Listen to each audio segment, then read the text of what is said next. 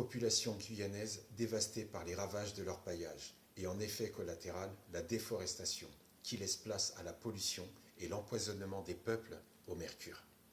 On a pu trouver sur des locaux un dosage impressionnant de mercure dans les cheveux, dans le sang, dans les urines.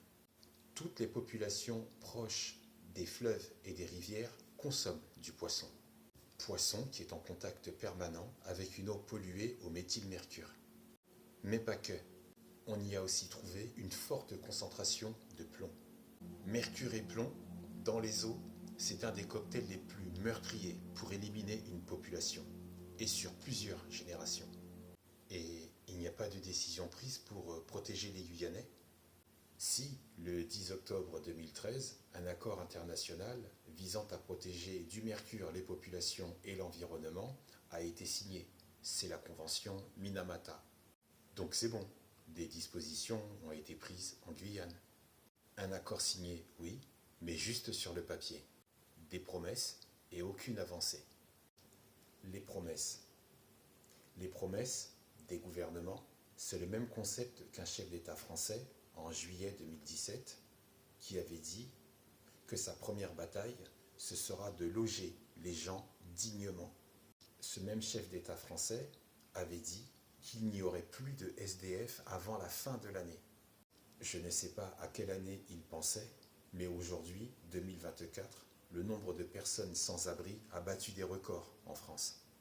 Ce même chef d'État, en juillet 2017, a dit qu'il n'y aurait plus personne qui dormirait dans les rues ou dans les bois. Force est de constater que son gouvernement s'en tape de ceux qui meurent de faim et de froid. Juillet 2017, il n'était pas encore élu et il avait déjà balancé son premier mensonge. Et ça n'a pas empêché qu'il soit élu 2 fois. Attends, tu ne peux pas loger les gens comme ça, en un claquement de doigts. On était en 2017. Peut-être qu'il voulait dire en 2067. Entre-temps, des SDF sont sous terre, morts de faim et de froid. Mais en 2020, c'est vrai, il n'y avait plus personne dans les rues. Sans son attestation et à rentrer vite fait pour cause de couvre-feu. Il a dit loger les gens dignement. Pour les Jeux Olympiques 2024, on a dignement trouvé l'oseille pour des bus que les SDF devaient emprunter pour quitter Paris. Et comme il fallait lâcher du lest, on a viré les étudiants de leur logement.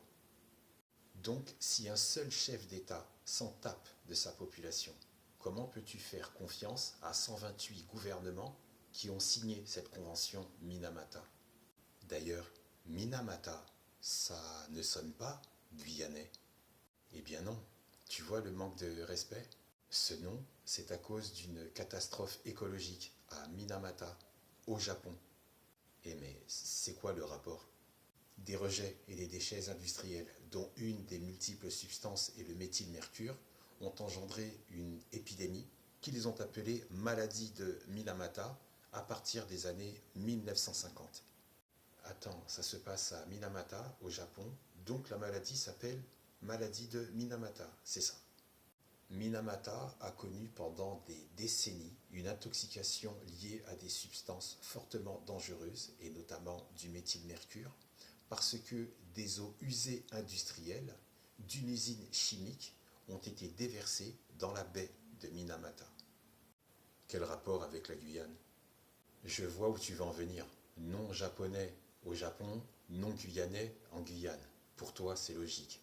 Mais n'est-ce pas de l'énergie gaspillée pour avoir le monopole de la maladie ou de la pandémie? La convention Minamata a été signée le 10 octobre 2013 à Kumamoto, au Japon. Mais il y a d'autres ravages sérieux et inquiétants à propos de la santé qui ont été causés sur la Guyane. Vas-y, raconte. Digère déjà tout ça et on en parle sur la vidéo prochaine.